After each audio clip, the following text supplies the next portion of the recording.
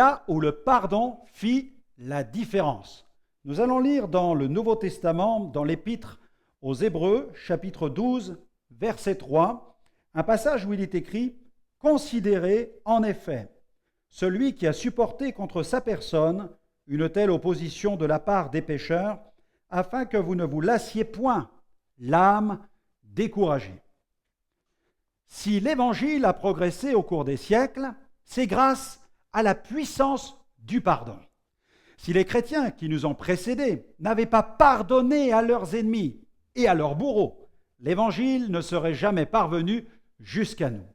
Le pardon peut bouleverser des cœurs et même ébranler des royaumes quand les membres d'une Église refusent de supporter quelque injustice et ne veulent pas se laisser dépouiller. Alors commence une spirale infernale dans laquelle chacun peut y laisser des plumes.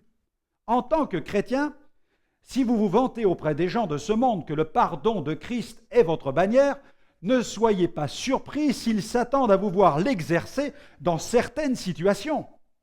Au cours de la Seconde Guerre mondiale, Corrie ten Boom, une fidèle servante du Seigneur, fut emprisonnée dans un camp de concentration. Un des gardiens fut le bourreau responsable de la mort de sa sœur.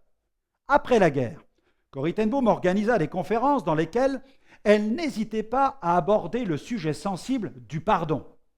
À la fin de l'une de ces conférences, les gens s'approchaient pour la saluer. Soudain, elle remarqua un homme dans la longue file d'attente.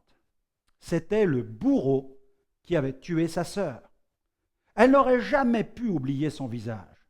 Pour cet homme, à cette époque, elle n'était qu'une détenue. Visiblement, il ne pouvait se souvenir d'elle.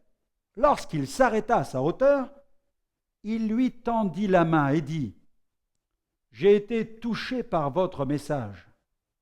J'ai commis beaucoup d'atrocités pendant la guerre et j'aimerais symboliquement vous demander pardon pour tout le mal que j'ai commis. » Corrie ten Boom était pétrifiée en face de lui. Un terrible combat s'est engagé au plus profond d'elle-même.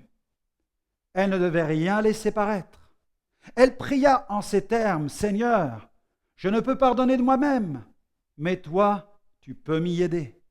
Je peux faire une chose, remuer mon bras et tendre ma main. » Elle saisit alors la main de cet homme et au même instant, elle sentit l'amour de Dieu se répandre dans son cœur pour cet homme. Dans la Bible, le pardon met en évidence la puissance du sacrifice de Jésus. À la croix, Jésus pria pour ses bourreaux en ces termes, « Père, pardonne-leur, car ils ne savent pas ce qu'ils font. » Quelle plus grande marque d'amour et de pardon existe-t-il que celle qui consiste à mourir pour ses ennemis en leur pardonnant? Alors j'ai une prière pour vous aujourd'hui. Seigneur, en mourant pour mes péchés à ma place, tu m'enseignes le pardon. Et tu veux que je fasse de même aujourd'hui. Comme tu as déjà dit, Corrie ten Boom, Seigneur, je te prie aussi de m'aider. Aide-moi à pardonner comme toi, tu étais capable de me pardonner.